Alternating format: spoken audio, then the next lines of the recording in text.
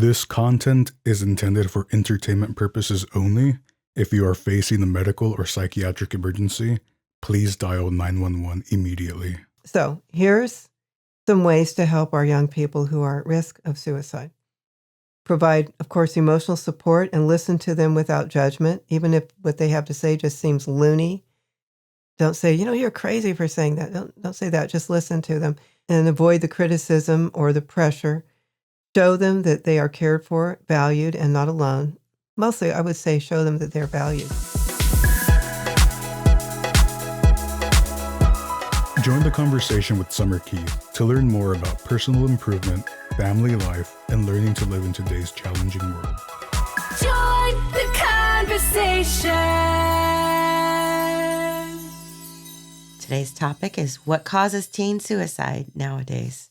Warning, the content in this podcast may not be suitable for all listeners. Summer, how are you today?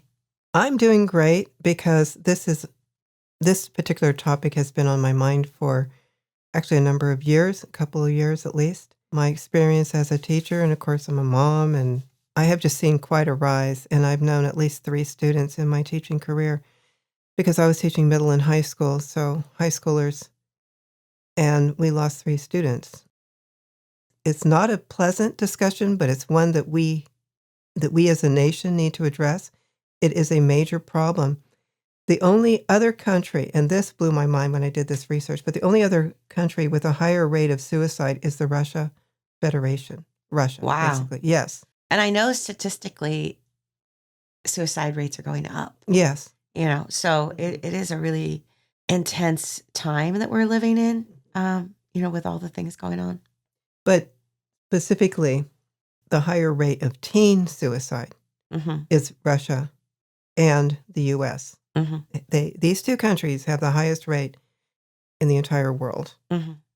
Strangely enough, countries near the ocean, because I was just so interested in all this. I'm talking about like small, like San Martin or Tahiti, have the lowest or 0 rates of suicide. So you look at their lifestyle and it's just a lot more, it's not like city life. It's not rush, rush, rush.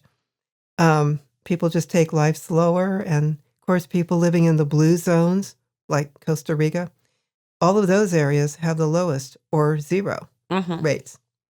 So there might be a connection with the young people in both of these countries. We're talking about Russia and the U.S., of having a feeling of losing their personal power due to certain restrictions. Of course, we have freedom. We have more freedom. I mean, Russia's considered a democratic country. We know it really isn't. But anyway, there's a lot of restrictions, both real and perceived. In the case of the U.S., the rise of suicides has correlated, of course, with the pandemic and post-pandemic. Just a little comment I want to make about school. School actually helped a lot of students feel like they were more grounded.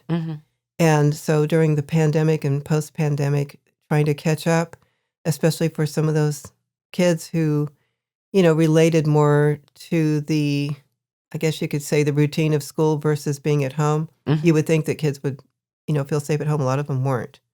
So there's just so many different It forced families to live together and have to communicate. Maybe they didn't communicate in years, right? So everybody's busy, going each way. Kids go to school, mom goes to work, dad goes to work. And all of a sudden they're forced to actually reconnect.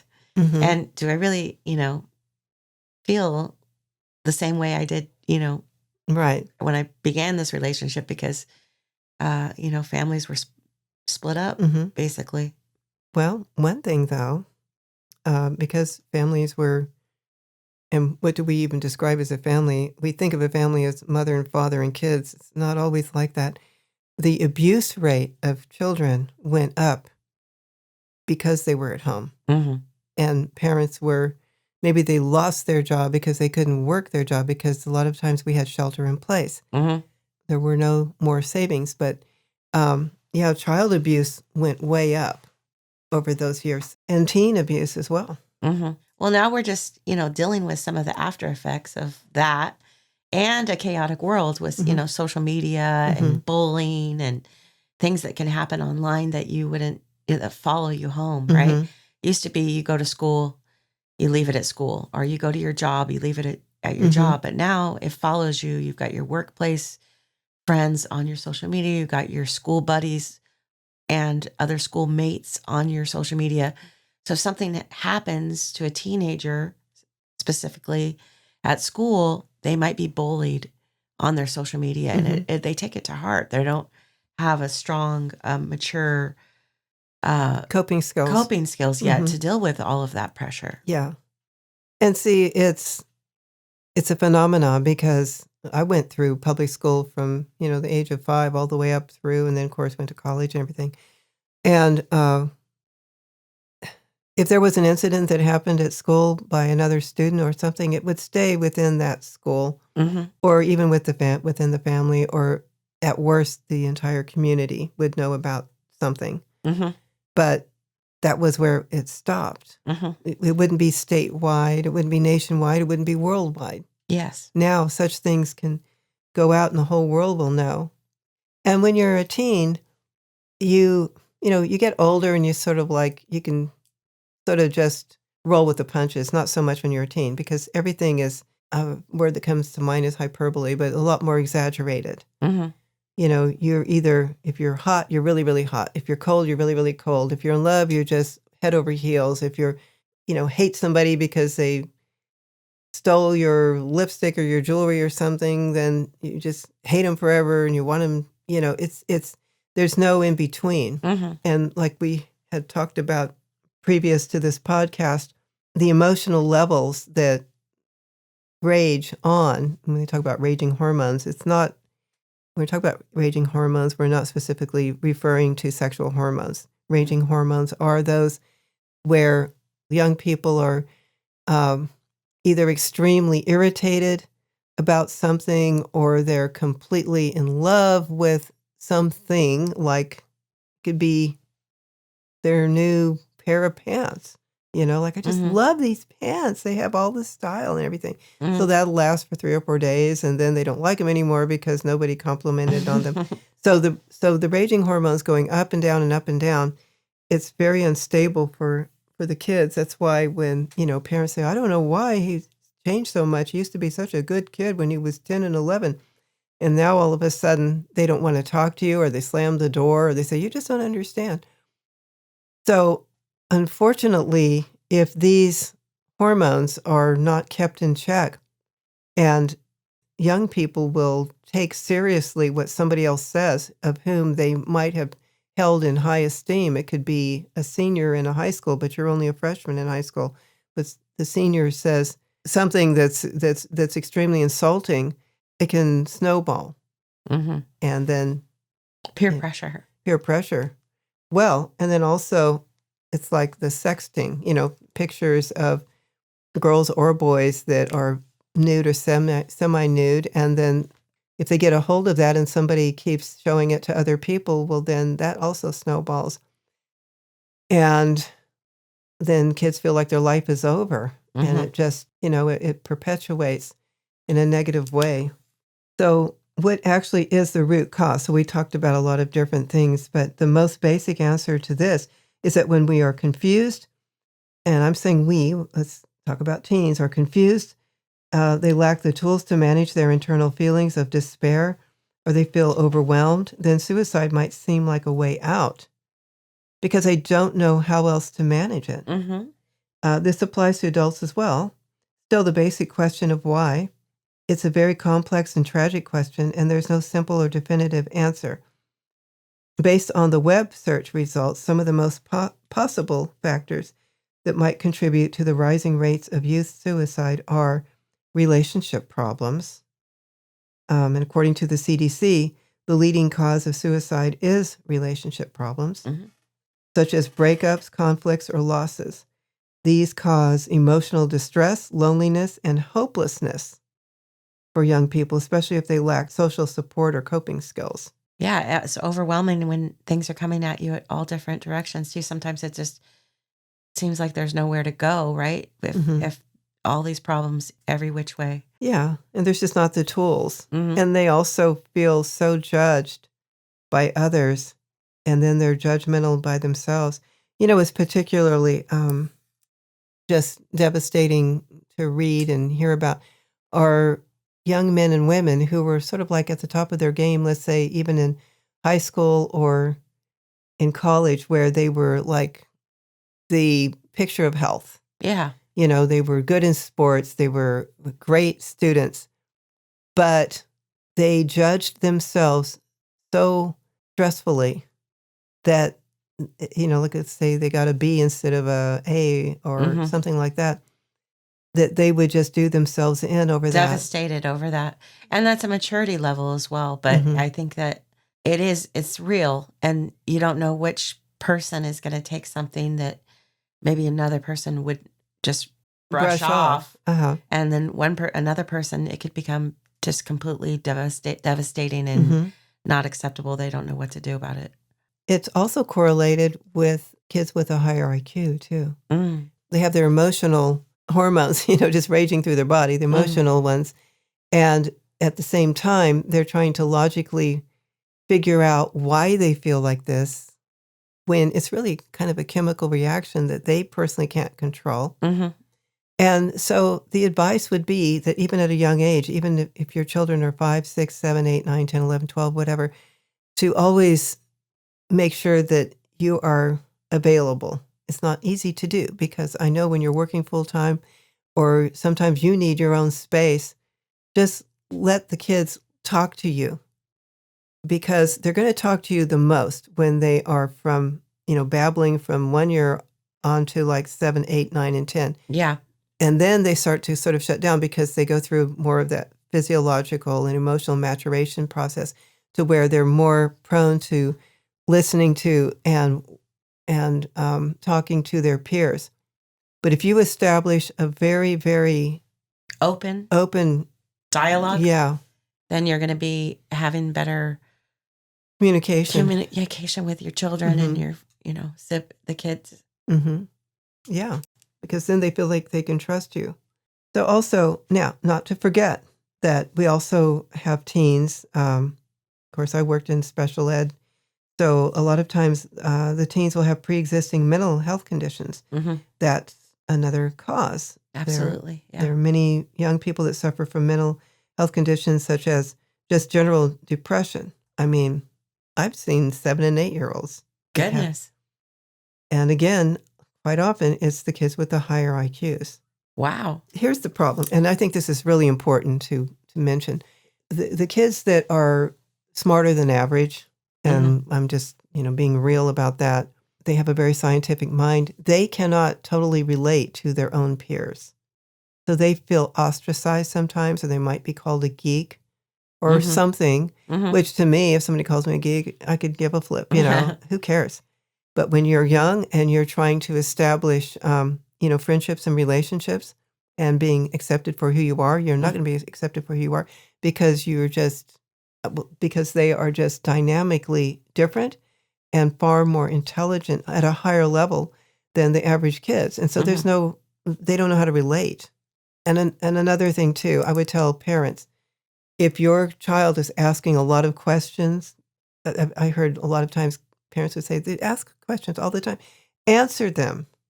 I don't care how tired you are. I know you're tired if you're a parent. Just lay down on the bed and say, come on, lay down and just talk to me. Ask me all these questions. Just get in a relaxed pose. But answer these questions for these kids. It could be the difference of life and death later on. Because they're asking questions because they want to know, because they're confused. There's other mental health conditions like bipolar, schizophrenia. Those all affect moods, thoughts, and behaviors. These conditions can increase the risk of suicide, especially if they're undiagnosed, untreated, or worsened by stress, trauma, or substance abuse.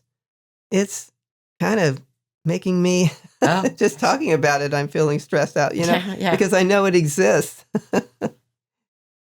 It's a serious topic for sure. I've had some close people commit suicide, so I have some insight. Oh, yeah. And it's what you know after, but it's hard to know before. So I always say, like, if you have a teenager and they seem to be isolating, or if they seem to be, making behavior changes, be aware of it and ask them questions and and check in with them and make Mhm. sure that they're fine. And if you could provide any kind of help to them, then do that. There's also biorhythms during the day where in the morning, that might be, if you're a morning person or your child's a morning person, they might be all chipper and ready for the day, but then they come back home and they don't know why they're tired and fatigued. Well, it's a biorhythm. Yeah. We human beings are fluid throughout the day. Interesting. Yeah. Mhm. I was listening to another podcast and they were talking about if we interrupt our sleep from 10 p.m. to 4 a.m., that we actually mess up our biorhythm Hmm. and that it causes us all kinds of even harm to our body. Oh, wow. It causes cancer. It causes all kinds of different elements that we would never even figure on. You know, Wow. just from our biorhythm, Mhm. because we actually go with sunlight. Mhm. When it gets dark, our biorhythm is to go to sleep. And when the sun rises, we're supposed to wake up. Mhm. I think another thing that is important is when you do go to bed, turn off your phone and everything else, your laptop. Don't have the screen time available. I used to feel guilty for doing that, but I don't anymore because, I would think, well, what if somebody's trying to call me or what if one of my kids is trying to call me or something? Well, the thing is, you won't be ready to tackle that. You can't feel guilty for everything, first of all. You do need your rest, Yeah. so I just turn that phone off. And then when I'm ready to turn it on, I will. Let's also not forget the power of social and cultural differences. When this is such a big country, the United States of America is a huge country, and quite often people just think of the U.S. as the way the whole world operates. That's not true. Mhm. We have our own culture. We have our own subcultures from state to state and from community to community and from school system to school system, Mhm. But there's other cultures throughout the world that don't have the same level of angst and anxiety that we do. Mhm. Young people are exposed to various social and cultural influences that can affect their self-esteem, their identity, and their well-being. So this includes peer pressure, bullying, cyberbullying, which is just rampant. Mhm. It's ridiculous. It's the worst I've ever seen it, too. Yeah. I just am dumbfounded why it's like this. But kids are just not nice to each other, No. especially teens. And there's a reason for that too in doing my research. There's a reason for that.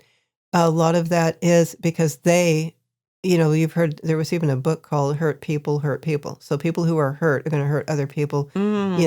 They want to lash back out, sort of like you're already guilty before proven innocent rather than innocent before proven guilty. Mhm. And kids are a lot more rude. And when I say kids, it can be even the kindergartners sometimes Wow.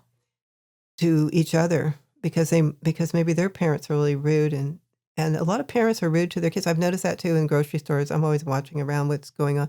I'm not a Karen per se, but I've noticed stuff, Yeah. because that was my genre, was teaching and, working with children. But I've noticed that parents are so much more impatient with their kids.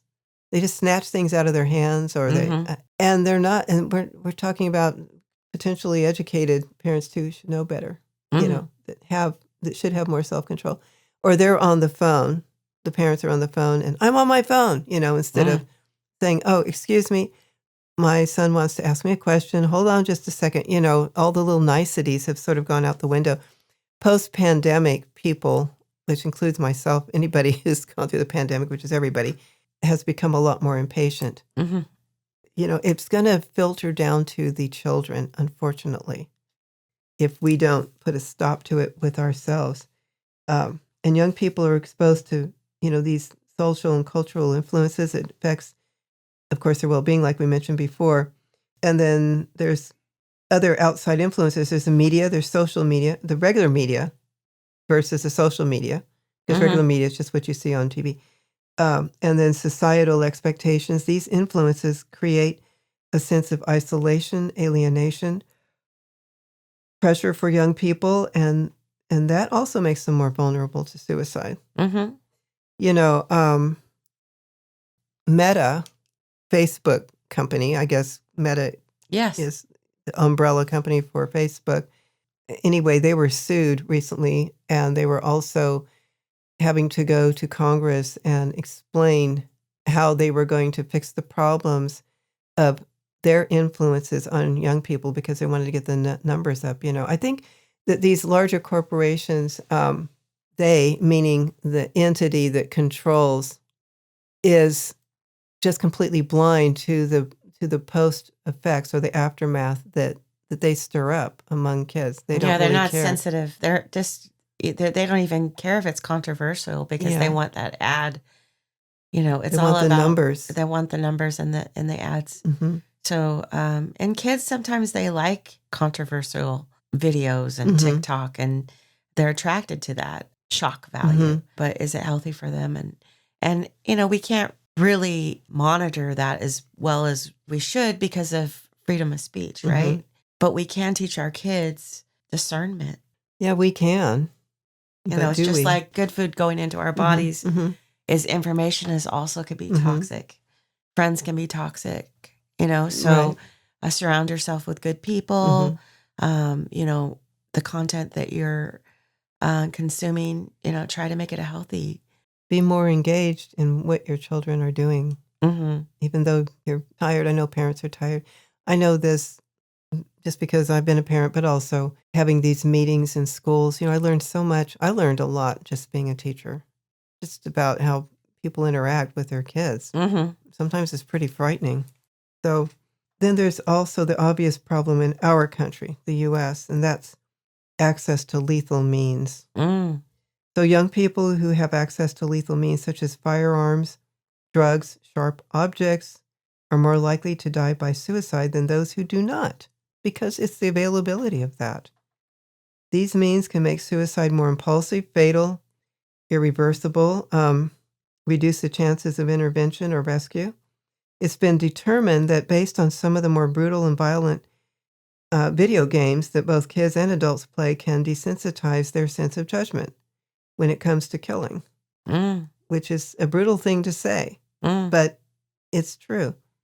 There's a specific dopamine effect caused from playing these games that gives immediate gratification, chemical pleasure, and that can be distorted in the young, developing minds of teens because then they don't take shooting and killing quite as seriously as they might think in life. And what's the word that is missing here? It's empathy.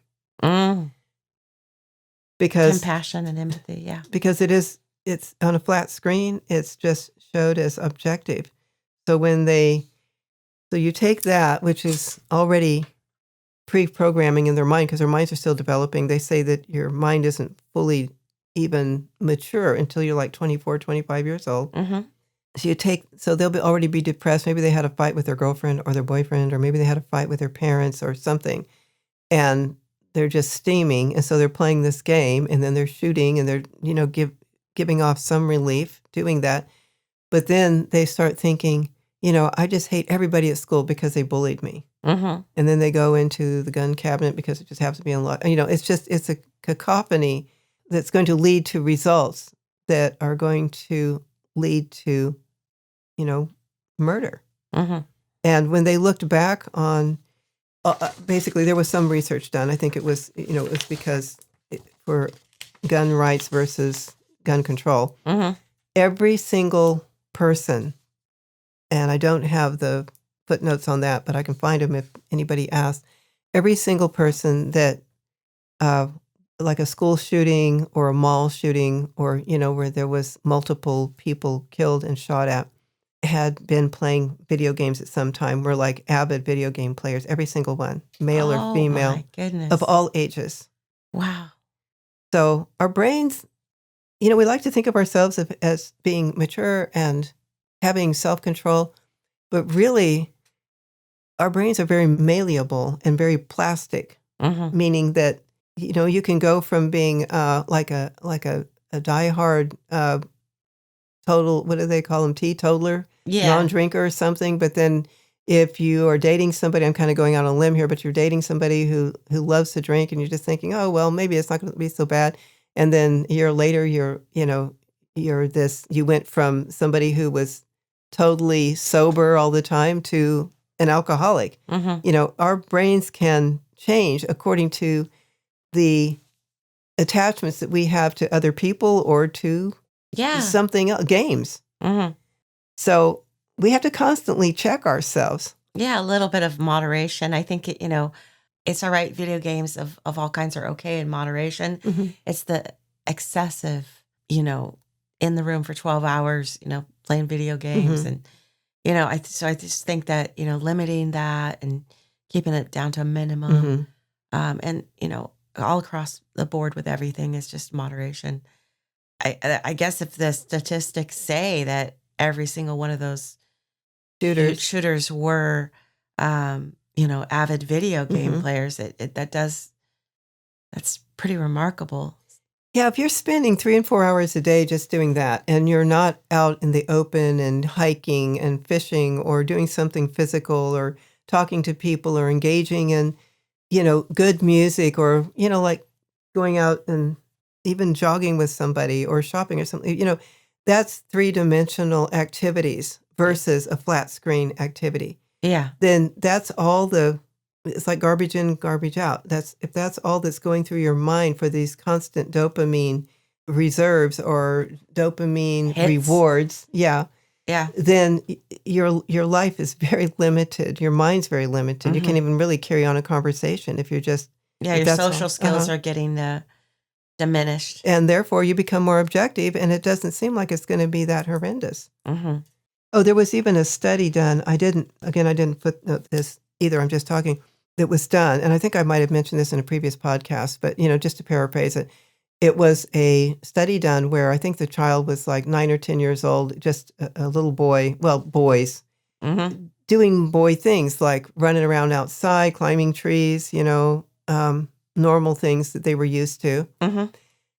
And then they gave them a laptop and showed them different games that they could play. So anyway, they became addicted to doing this laptop. And when the mother or the father said, okay, it's time to eat. No, I got to finish this. When they took the laptop away, they would have temper tantrums and, they wouldn't speak. And then I'm not going to eat. And they're throwing food. That wasn't even... It was almost an addiction. Yeah. Me. It was an addiction. Yeah. And previous to that, they were like fully engaging with, their family and everything. So it's more harmful than people think. So anyway, we're going to kind of go over the final wrap on this, but there are some possible causes of youth suicide, but what we listed, they're not the only ones. There may be other factors that influence the risk of young people, such as, like we talked about, predetermined personality, genetics, environment, or even life events. That's something else. Sometimes, again, I read all this stuff, but there was a girl whose father, she had a very strong relationship with her father. He died of cancer. And she thought that she was strong, and it just spiraled down and down and down and down. I think it was a British girl. She ended up committing suicide over it because she couldn't manage the pain of, I guess that's like a form of rejection or, form of abandonment, essentially. And you think, oh, well, they're resilient. They'll get over it. Sometimes they're not, but you have to be looking for all the signs. It makes it difficult to predict or prevent. Therefore, it is important to recognize that suicide is a multifaceted but preventable problem. And there are ways to help young people who are struggling with these thoughts or behaviors. You mentioned something before we started the podcast that if someone says something and blurts something out, I just want to kill myself or something. Yeah, absolutely. I always take that serious. Yeah. Or if they're going to say, bring up, oh, if I'm not here anymore, then make sure this happens or that happens. Listen to those words and address them. Always, if you see something, say something. Yeah. If you hear something, ask questions. Don't let it just roll. I've even added on to that because that was sort of the mantra in the schools that I have worked in. If you see something, say something. I say, if you see something, say something, and then do something. Oh, wow. Because sometimes you have to get involved physically. So here's some ways to help our young people who are at risk of suicide. Provide, of course, emotional support and listen to them without judgment, even if what they have to say just seems loony. Don't say, you're crazy for saying that. Don't say that. Just listen to them. and avoid the criticism or the pressure. Show them that they are cared for, valued, and not alone. Mostly, I would say show them that they're valued. Mm-hmm. This is why I need you to be with me. I Mm-hmm. would say to somebody, I don't want you to just give up, because then what would I do? Or whatever. If they have a pet, where would little Perky go if he needs you? He looks up to you, wants you to pet him and feed him. I think that seems obvious, to the person as well, though. I think if it's, seems to be getting severe in any way, like pull out all stops, Yes. It's like patronizing them sometimes when you say, I need you, and it's just not enough. It's like, let's sit down, and we need to have a serious talk, intervention, have the entire family come in and tackle it as a family. Right. Offer some suggestions to them, like maybe we should take you out of that school. If you're being bullied in that school, how many times have you read these stories? And it just blows my mind. We have to support each other. Yes. But, where the kid continues to go to school, and sometimes the parents are like, just you should have a stiff upper lip or something, come on. Sometimes the kids. Duck feathers, they say. Yeah. Let it roll off your back. Uh-huh. But not everybody can. No. And you don't know how many different pressures they have coming at them at once, and which ones are significant in their own minds, and what may not seem significant to you could be truly overwhelming to them. Or they might be too embarrassed to tell you why they're being bullied. But you have to just put all the cards on the table and just say, I'm trying to save your life here, because I really want you to be with me for the rest of my life. Or, just something, just go ahead and blurt out the obvious. Yeah. And encourage them to seek professional help from a mental health provider, a therapist, a counselor, psychiatrist who can offer them diagnosis, treatment, or medication. I know sometimes they don't want to go, but you could even say, look, I just take them to a regular GP and also tell the GP, general practitioner, my son doesn't want to go to a psychiatrist, but you're my family doctor, you're my pediatrician all these years, and maybe you can just talk to him, because I'm at my wit's end. I don't know what to do with him, So, and then also connect them to other resources and services that can assist them with their specific needs or their challenges. So there's crisis hotlines, there's support groups, there's online platforms. That's a good thing about the internet. There's a lot of good on the internet. Right. A lot of help. Also, remove or secure any lethal means that may give them access, as we mentioned before, like firearms, drugs, sharp objects. Keep them safe until they receive help. And I would say keep them safe even after they receive help. Why not? Also, as a parent or a caregiver, because in this day and age, as I mentioned, there are not always a mother and father who are understanding and patient in the home. It might be an auntie or a grandmother or the older sister. Families are not what they used to be, The dynamics. Yeah, it's completely changed. So you have to educate yourself and others about the signs, the risk factors, preventing suicide, raising awareness, reducing stigma about mental health. I mean, how many of us have just felt hopeless at any point in our life? I think all of us have by the time you're 50, 60, 70 and over, where you just really feel like, am I really making a difference? Yeah, a contribution or a difference. So it's not just limited to teens, but teens are the most fragile. Young people and teens are the most fragile. And we should never give up or assume, well, you're young. Why would you want to do something like that? The world is at your feet, blah, blah, blah, And on the website, we have resources to some of these important online platforms that can help. You can learn more on our website, www.jointheconversationwithsummerkeith.com. And that's right. We will be having, of course, and also different types of supportive links. But if you or someone you know is thinking about suicide, please call the National Suicide Prevention Lifeline at 1-800-273-8255. That's 1-800-273-8255, or text HOME, capital HOME, to 741741 to reach the crisis text hotline. You can also visit suicidepreventionlifeline.org or sprc.org for more information and resources. You are not alone, and there is hope, and there is help available. And please like us on our Facebook, and also give us any feedback, even if it's a story where you've overcome suicide. We would love to hear about it, and we will get back to you on that. Hope this has been helpful. And this is Summer Keith and Celia signing off. Bye for now. Bye.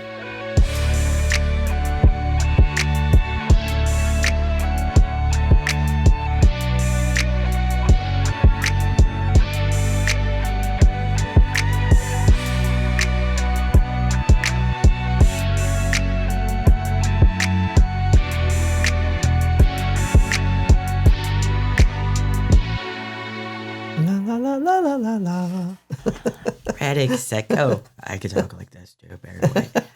Hi, Summer. Okay.